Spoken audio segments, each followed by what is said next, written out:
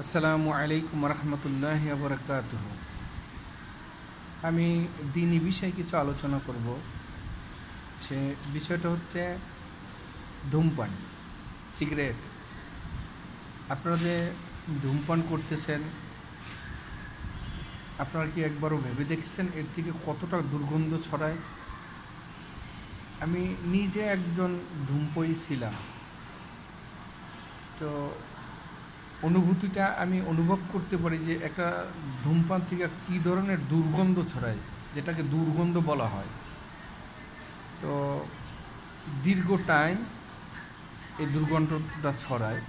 হারাম হালালের বিষয়ে আমি যাবই না, ওই প্রসঙ্গে কোনো কথাই বলবো না।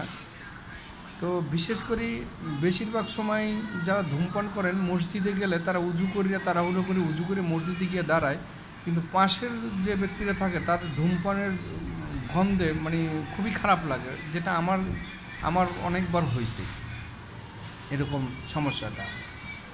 তো রাসূল পাক সাল্লাল্লাহু আলাইহি সাল্লাম একটা ব্যাপারে বলছেন যে তোমরা কাঁচা পেঁয়াজ রসুন খাইয়া জামাতে আইসো না, কারণ কাঁচা পেঁয়াজ রসুন সেবন করার পরে এটার থেকে একটা গন্ধ ছড়ায়, যে গন্ধটা কারণে আল্লাহ রাসূল বলছে যে তোমরা কাঁচা পেঁয়াজ রসুন খাই জামাতে আইসো না। তো আপনি তো ধূমপান ব্যবহার করতেছেন, ধূমপানের ভিতরে কেমিক্যাল আছে, আরও জর্দা তামাক আছে, এইগুলো সেবন করতেছেন, এর থেকে একটা দুর্গন্ধ হচ্ছে।